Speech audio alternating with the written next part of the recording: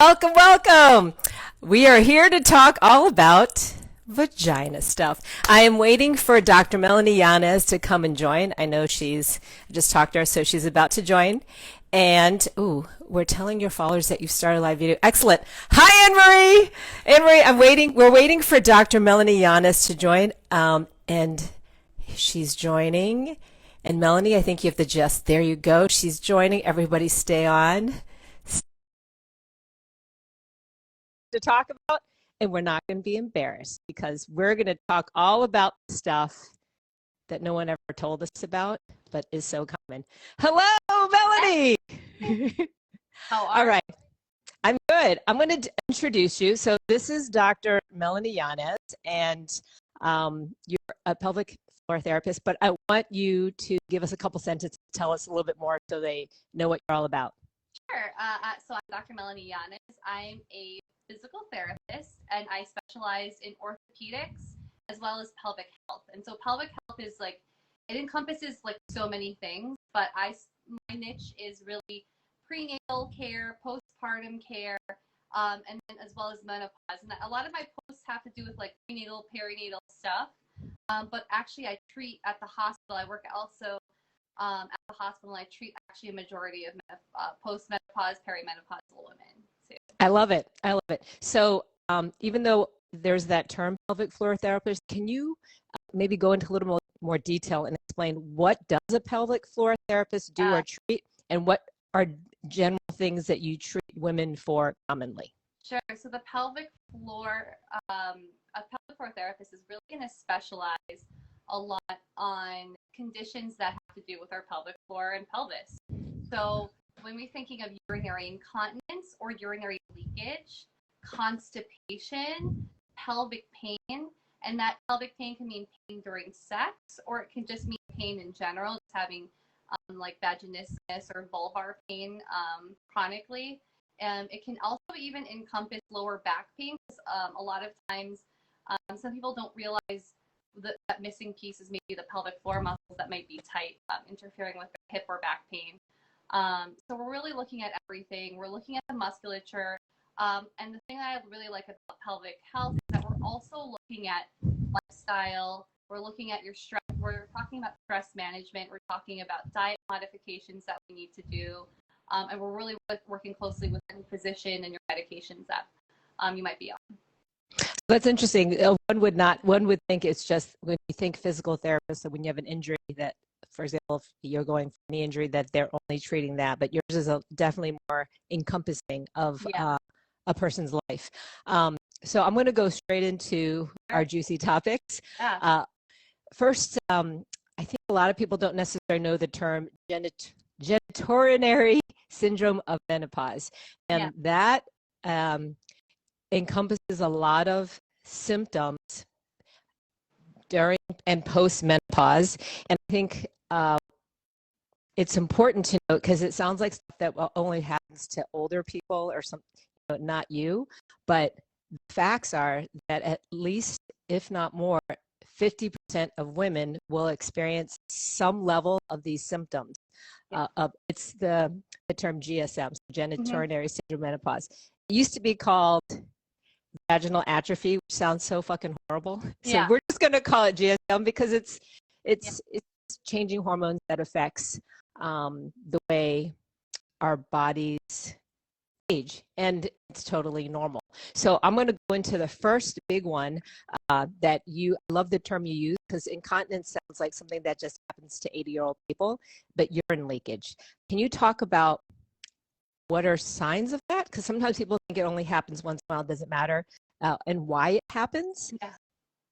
So the big part to know is that even just a little bit or sometimes urine leakage is not something that you have to live with. And it's common, but the big thing that we always say in pelvic health is common but not normal. So it doesn't mean that you have to live with that. So urine leakage can just mean even just a little bit of a little dribble comes out when you are coughing or sneezing or jumping or running or walking. It can also mean that you don't feel like you're completely empty when you're urinating, and there might be that little bit of something left and you get that little bit of a dribble later. And it can also mean that when you have an urge to urinate, that you can't even make it to the bathroom and you still have a couple dribbles or even a little bit more. So urine leakage really is just that all-encompassing term to just note that all those little symptoms that you might be having.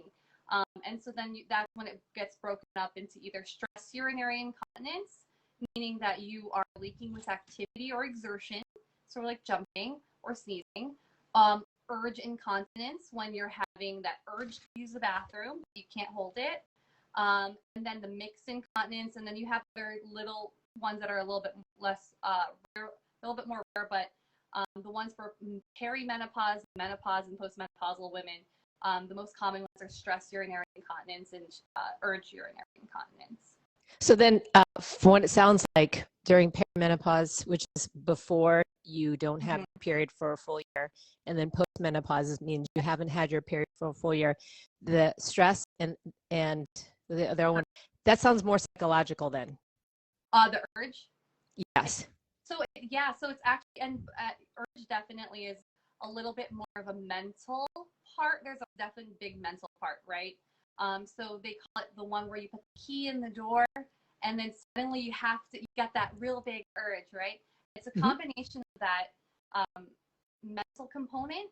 So we have to teach you how to kind of break those triggers, and then also part of that strength component. And can your muscles of your pelvic floor hold your urine long enough to allow you to get to the bathroom, or can they have that endurance to make it those 10 minutes like long to get to the bathroom too as well.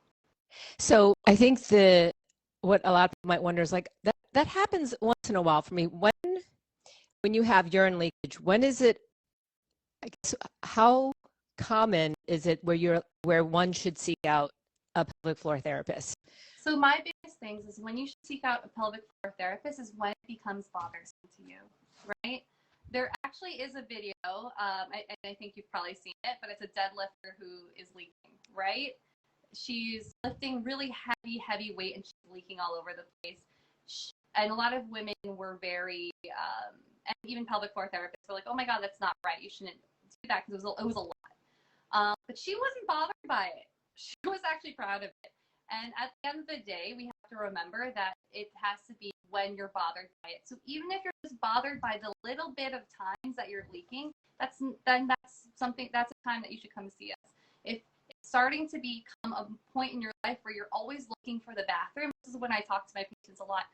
They go to a place where they go on vacation, they always have to scope out where the bathrooms are.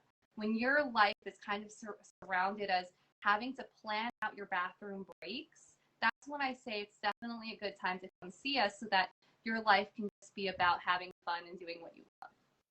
Except for when you're in New York City, when you do need to know where all the bathrooms are just in case. But yes, I actually appreciate that you explained that the urine leakage is really a personal decision in terms of when you want to seek. There's no right or wrong. It's and for everybody, their tolerance level will be different.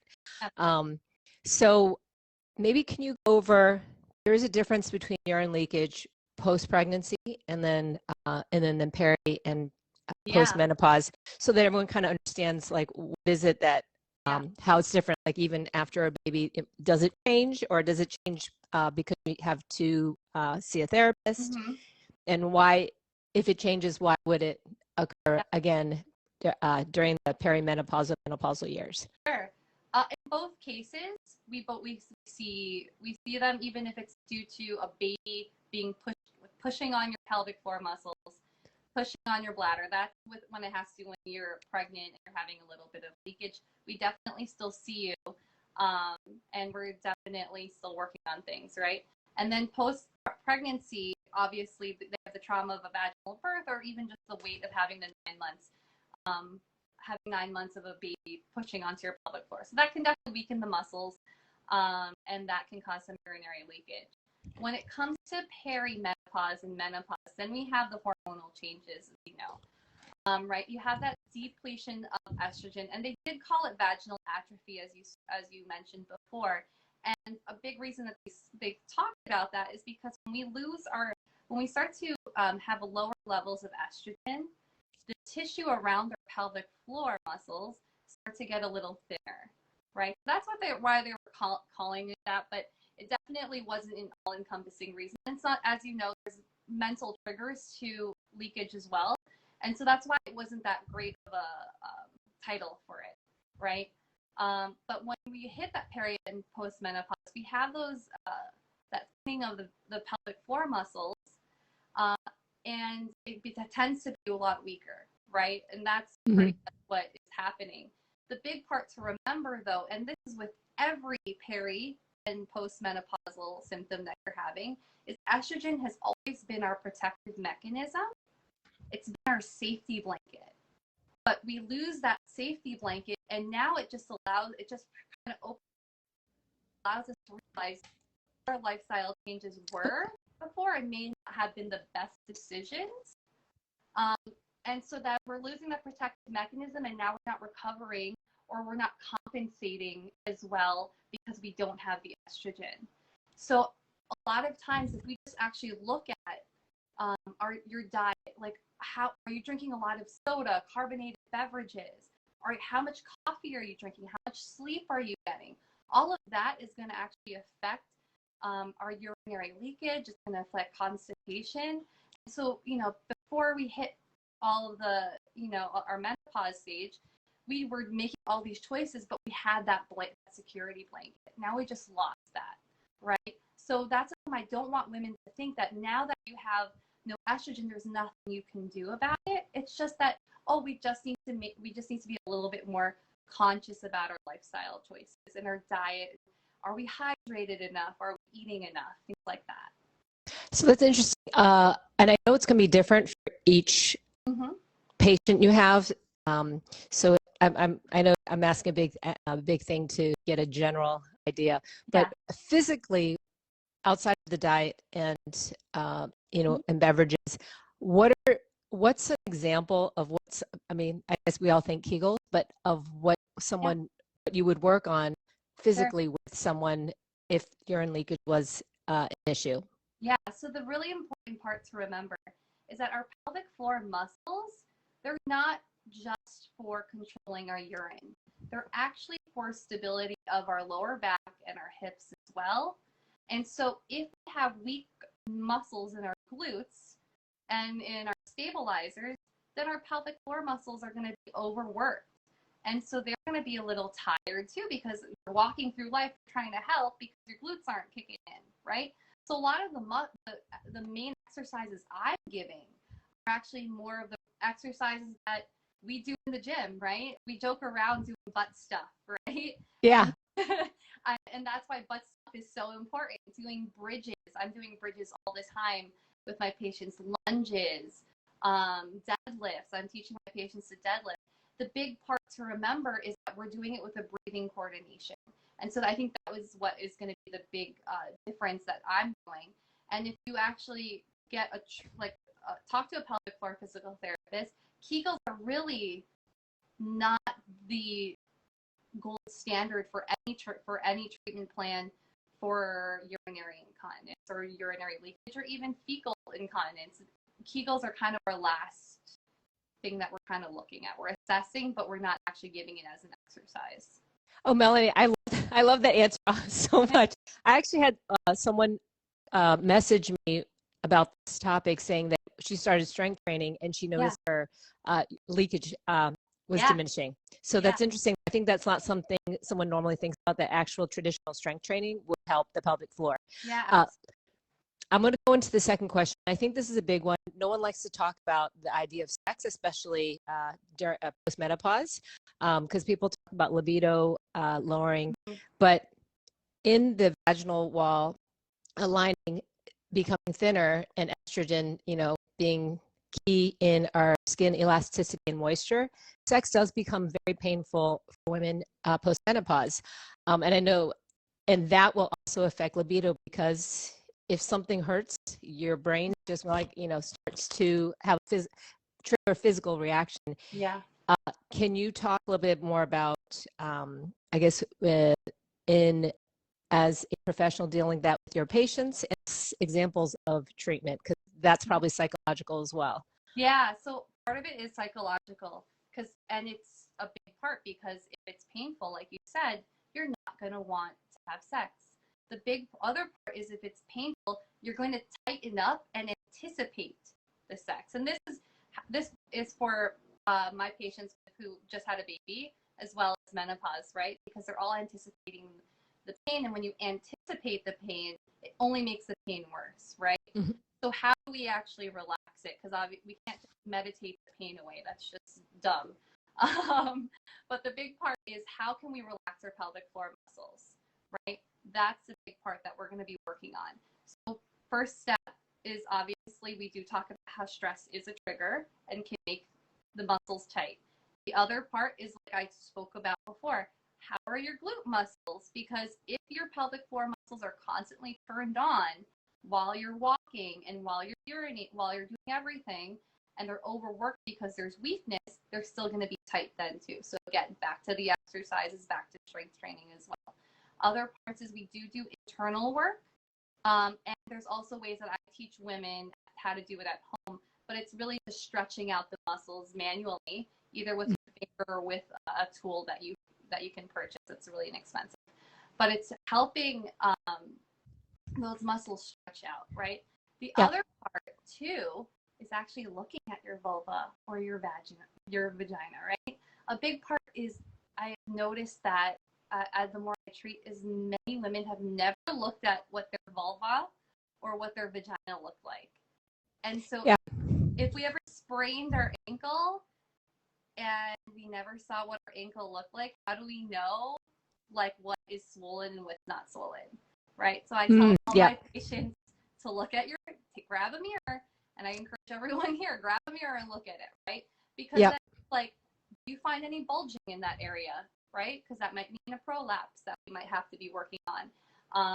Is there any scales or anything like that? Because that can also mean like a condition called lichen sclerosis, which is also very common after menopause, right? So that's another part.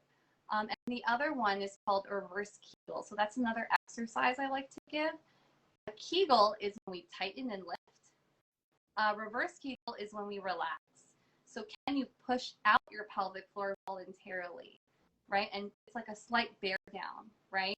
So when you're breathing in, your pelvic floor should descend down. When you exhale up, your pelvic floor is lifting up, right? So that's how I kind of treat that reverse Kegel is, can a patient inhale in, bear down at the same time, and then when they exhale, do they feel it relax? So that's kind of like one exercise that I really like to give. I just want to point out, everyone that's watching, I think they were probably like doing it as you're telling us, like, oh, okay. Yeah. Okay. So that's why breathing coordination is so important. And the last exercise I always give everyone, it doesn't matter what your thing is breathing, right? Can we breathe properly, right? So I want everyone to try to breathe properly, which is, what does that mean? When we inhale, our ribs should expand and our belly should get big. And you don't know how many people, men and women, don't know. They actually, when they inhale, they suck in their belly. Yeah. And that becomes their compensation method for their core and stabilization. They end up inhaling and they're sucking in through their chest and they're sucking in their belly, right? Mm-hmm. That prevents that pelvic floor from getting a stretch when we inhale. So if you picture your pelvic floor on the bottom of your bowl of your trunk, when you inhale, it should be stretching down. And so only breathing through our chest, our pelvic floor never gets that nice little stretch. And it's interesting. Yeah. I was going to say, also breathing through the chest activates more of your stress, the stress part of your nervous system.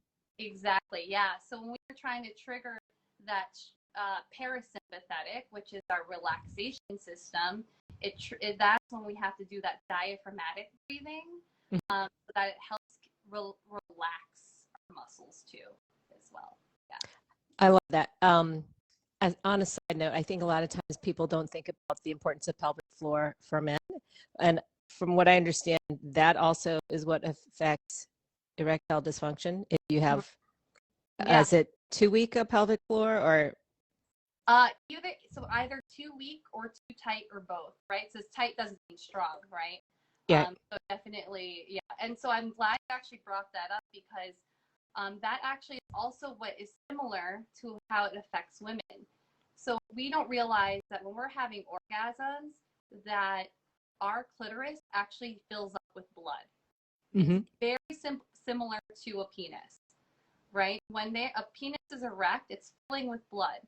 If those muscles are too tight, you're not going to get proper filling in that area, and you're not going to have a strong erection. Same thing with women, and it's very common post-menopause to have reduced orgasm, right? And so if you're not having that blood flow that's getting put towards the clitoris and the pelvic floor muscles, the nerves won't be happy and be sensitive to any sensation, and it's going to reduce that orgasm as well. And that also doesn't mean just with sex. It also means when you're masturbating. Exactly. Yeah. So when I say sex, it can be anything intimate, and then penetrative sex would be like the other part. Yeah. So it can mean any sort of intimacy. I love that we're talking all this. Next topic I wanted to cover, this is actually something I didn't realize was very common. I think UTIs happen to be very common also post-menopause. Maybe can you discuss that, and then how if that is something that you deal with also as a pelvic floor therapist? Yeah. So frequent UTIs, chronic UTIs is very common. There is no exact reason that they know yet. It always has to do with reduced estrogen, right? Estrogen becomes our protective mechanism against keeping it, like they say, keeping a happy pH in our vulvar and vaginal area, right? We have to have a good pH in that area. The other part that they're thinking of frequent UTIs, is because the pelvic floor muscles loses that tissue, it gets atrophied slightly or thinner, and again, it's not creating that protective mechanism around the urethra. My other thought is, at least when I've seen those patients with frequent UTIs, again, right around the urethra, those pelvic floor muscles are surrounded and they're tight, and they don't feel like they're ever fully emptying, and then there's urine trapped in the urethra. And so that urine trapped in the urethra, starts to harbor some bacteria, and excuse me. And that's why I think that they also get a lot of chronic UTIs. So it's definitely something we treat. We obviously, they do have to see their physician if they're having a UTI. They do need to be on antibiotics for it because once they get sick. But again, we're doing the internal work. We're stretching out the muscles. We're teaching them how to relax their pelvic floor muscles. We're teaching them proper vulvar and vaginal care, right? So the part is that we don't need those stupid soaps and dishes that try to make your vagina smell like flowers. It's very harmful for vaginas. Okay, vaginas should not smell like flowers. They should just be what they are. They should be what they Embrace the vagina. Embrace the vagina. The smell of the vagina is also a pheromone for men too. So that technically, back in our primal times, that's what got men and women attracted to each other. So they shouldn't be smelling like flowers and fruit. Flowers and fruit. No grape flavors, okay? Not have mango flavor vaginas. But all of those scents actually are very disruptive to the pH because there's all of the chemicals in it. And it also just really messes. It can cause irritation around the area, and again, mess with that pH. You're losing that happy balance, and it can lead to a lot more UTIs and yeast infections as well. That's so helpful to know. The last major topic I want to cover, because to me it sounds very scary, but I'm assuming it happens enough. Organ prolapse. Talk about what that is, and then maybe some of the most common organ prolapses. I don't know if it's the uterus or yes. Yes, Dr. Melanie. Organ prolapse. You have your three organs that are in a line. You have your bladder in front, uterus, and then your rectum sits behind, right? So anytime, and it does everyone tells me it sounds so scary. It's really not if we think about it. It just means that the tissue that's right underneath our pelvic floor, our organs, they sometimes get a little a little weaker. And so then one of them tilts down, right? So it just tilts down a little bit, and then it pushes into the vaginal canal. And then you can see that tilting of that organ. And so you'll see a little bulge in the vaginal canal. So your bladder, they call this cystocele, that bladder might be tilting down, and there's different grades. It might be tilting down a little bit more, and you might be seeing it at the entrance, or you might only be experiencing it at certain times, right? It depends on gravity and what you're doing. And that can happen with the uterus. That could be tilting down as well. Same thing with the rectum. That could be tilting down too. You see that in menopause for sure. And I definitely think that a lot of that happens over time, right? And a lot of it happens, it's a combination of decreased hormones, so you're losing that plumpness in the pelvic floor to give that stability. But a lot of times it's happening because of chronic constipation, straining and pushing too much. And so all that pressure onto the organs are causing it to drop down a little bit, and causing that little tilt. Childbirth can cause it just from, again, that pushing and not having the proper pushing strategies, or just having some weakness there. And then also things if they've had a hysterectomy, if they have the uterus removed, you're losing that one organ. And then the bladder doesn't have that little bit of support, or the rectum doesn't have as much support.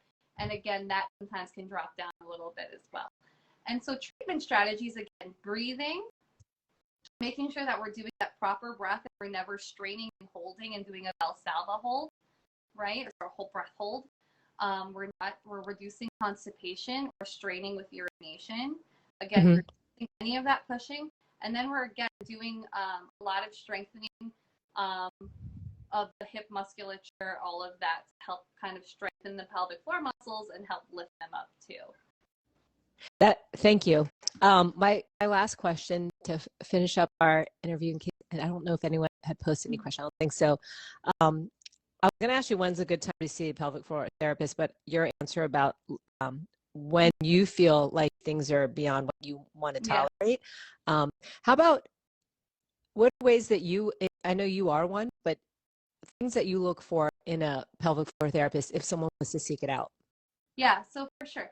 The big part to look at is, to ask is, are they looking at all of your whole big picture, right? Are they talking about diet? Are they talking about stress with you? Are they talking about activity modifications that you can do? Are they teaching you how to do what you love? So if you have a therapist, and this is for any type of physical therapist, if you tell them that you leak when you run, and they tell you to stop running and never give you any sort of other alternative or how to teach you to get back to it, I would get a new therapist, right? You know, that person that says it hurts when I do this, so don't do that. Like that's the lazy ways that wave therapists out, right? So if you want to get to running, we figure it out, right? The other part is if they only have you for multiple sessions, you're like 3 months down, and you've only been laying on your back the entire time, right? You've only been doing Kegels. So again, that's another, I would say, is the other thing, right? So just making sure that your goals are being heard and met, and you're working together as a team. Okay, so you should always feel like you're having that team approach with your therapist. I love that, which sounds like it should always be that way, but I'm sure it is not that way. It's the same with even your regular a non-pelvic floor physical therapist. Yeah, and that's how it should be though with even physicians too, right? You should you should always feel like you have that collaborative work relationship with your physician, right? I've had so many patients, especially they've had such bad experiences with certain urologists because they just keep throwing treatments at them, but they're not listening to their issues. They're not listening about their sexual dysfunctions or not having orgasms. They're just kind of dismissing them. So no therapist should feel like no person should feel like they're being dismissed by their healthcare professional. And do not be afraid to talk about the sexual situation, because that's the only way it's going to be solved. Absolutely. Yep. And it's like, and you've talked about this. You've switched physicians, you know. Oh, gynecologist, yeah. Don't be afraid to switch physicians, switch therapists. If you just don't really feel like you're, getting being heard is a big one. Or being told you just have to deal with it. Or being told you have to deal with it. Because people do get told that. It's terrible. Yeah, and I've had so many women, you know, they tell you, oh, it's kind of painful when you have sex, and it's like, so drink some wine, right? You know, like that's just crazy to me, and I just want to punch that doctor anytime. Thank you, Melanie, for being so passionate for us. Dr. Melanie LLanes, you guys can find her at Best Self. I'll put the tag in there, and reach out if you have any other questions or want to contact her for anything specific. And thank you guys for watching. Thank you, Dr. Melanie LLanes. This was great.